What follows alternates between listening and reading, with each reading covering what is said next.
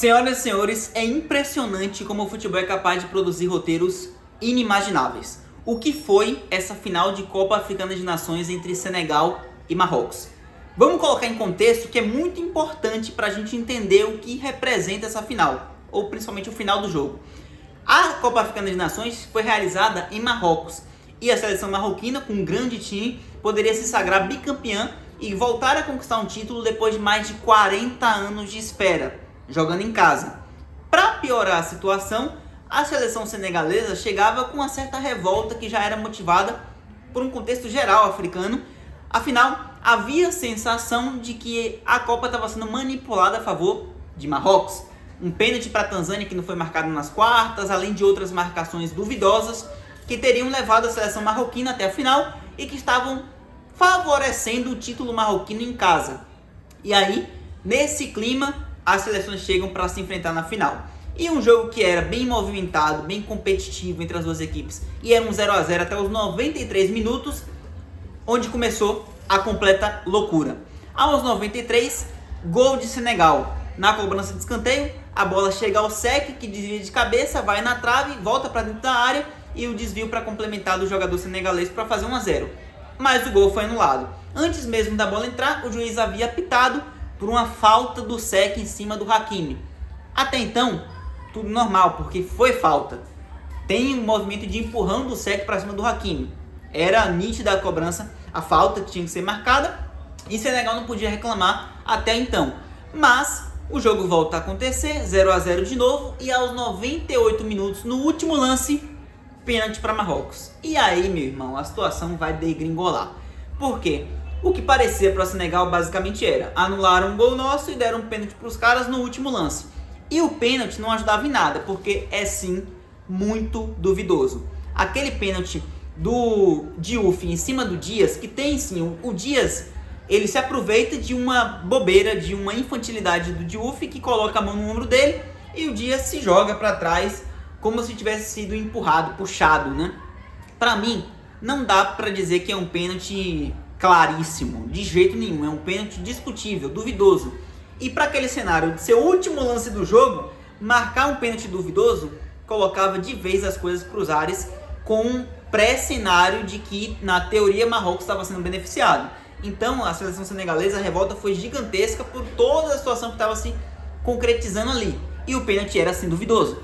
Então, o treinador, Pape Thiaw, faz com que os jogadores saiam de campo. Pede para todo mundo sair de campo de Senegal, para o jogo não ser finalizado. Ele queria que todo mundo fosse para o vestiário. E os jogadores começaram a ir. Até que Sadio Mané, mais uma vez se mostrando o grande ídolo que é da seleção de Senegal e do país senegalês, pede para os jogadores voltarem. Ele queria que o jogo fosse finalizado, independente de como fosse. Afinal, se Senegal perdesse, seria por talvez um roubo, digamos assim, da seleção marroquina.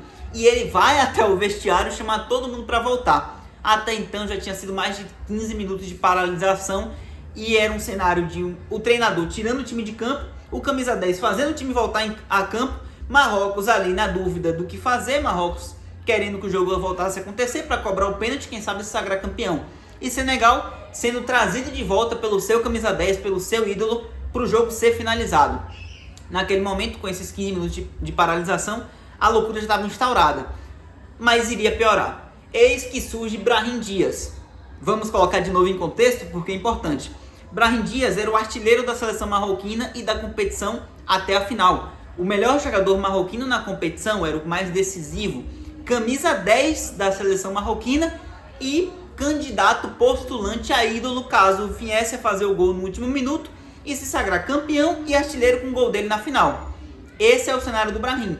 Mais específico ainda porque o Brahim é naturalizado marroquino. Ele não nasceu no Marrocos. Ele é filho de pai marroquino e mãe espanhola. E nasceu em Málaga, na Espanha. Só passando a jogar por Marrocos em 2024, já adulto. Ele aceita o convite e se torna naturalizado marroquino. E aí, na sua primeira competição oficial pela seleção, eis que ele poderia se sagrar campeão com pênalti na final no último minuto. Ele pega a bola, o que me surpreendeu. Confesso que quando aconteceu o pênalti, eu falei, ok, o Hakimi vai bater. O Hakimi, capitão do time e que já bateu pênaltis importantes para Marrocos na história da seleção. Ele faz aquele pênalti, sai inclusive na Copa do Mundo, sendo o último a bater um pênalti decisivo para a seleção marroquina contra a Espanha. Mas não foi ele. En-Nesyri protege Brahim, entrega a bola para ele e o Brahim tomaria a pior decisão possível.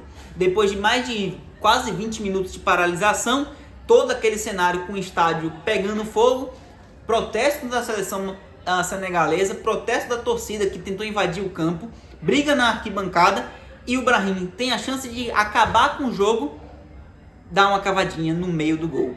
Alá Alexandre Pato, alá Yuri Alberto e todo mundo que falhou, é claro. Ele coloca nas mãos do Mendy, que esperou, ainda ia se jogar para o lado, mas viu a bola vindo fraquinha na cavadinha, se recuperou a tempo e pegou e encaixou a bola. O jogo acaba com o Brahim tomando a pior decisão possível e perdendo o pênalti no último minuto. Ali, meu amigo, acabou a seleção de Marrocos, que até tentou voltar na prorrogação, mas passou o primeiro tempo inteiro tentando se recuperar da chance que tinha escapado pelas mãos, e por mais que tivesse ali a sensação de que muita gente iria reclamar se aquele pênalti tivesse sido convertido e Marrocos teria sido um campeão suspeito, teria sido campeão. E depois de mais de 40 anos voltaria a conquistar um título de Copa Africana de Nações. Não aconteceu. E Senegal, remotivado, recolocado em campo por Sadio Mané e pela defesa do Mendy, começa a prorrogação muito melhor, vai para cima e faz o gol com o Pape Gueye aos 94. Ou seja, Marrocos saiu em 5 minutos de um pênalti na mão para decidir o jogo no último lance do tempo normal, para tomar um gol nos 5 primeiros minutos da prorrogação, depois do seu camisa 10 ter perdido o pênalti de cavadinha. E estava completamente no buraco. Brahim, que já tinha sido cobrado pelo treinador em campo, o Walid Regragui entra em campo para cobrar o Brahim, ele acaba substituindo o camisa 10, que vai chorar no banco desolado e completamente afastado dos outros companheiros de equipe. Marrocos ainda tenta voltar para o jogo, coloca uma bola no travessão com o zagueiro, numa cobrança de falta, se não me engano. Ele desvia, a bola vai no travessão, mas o Mendy consegue se recuperar e defender. E depois disso só se segurou a seleção senegalesa, ainda teve a chance de aumentar o placar com o Sheriff perdendo um gol inacreditável depois de uma defesaça do Bono.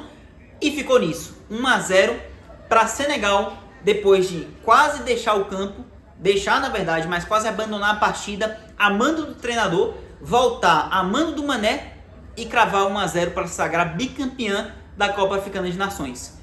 Em sequência, campeã em 2021 para cima do Egito nos pênaltis e campeã em 2025-26 com o roteiro dos mais absurdos dos últimos anos no futebol e da história. Nunca na Copa Africana de Nações pode ter acontecido uma coisa dessas. De um quase abandono para perder por WO, para voltar, pegar um pênalti e na prorrogação sacramentar a vitória da bicampeã Senegal. E Mané entrando para os livros de história de vez do país. Que final de jogo absurdo. A gente já tinha um tempo sem ver um negócio desse. E deve passar mais um tempo sem ver também. Mas se você está chegando por aqui agora e gostou do vídeo, não esquece de nos seguir, de seguir o perfil aqui. Eu sempre vou estar falando sobre o futebol aqui com vocês. E é isso. Valeu, tamo junto, até o próximo. Até a próxima loucura, senhoras e senhores.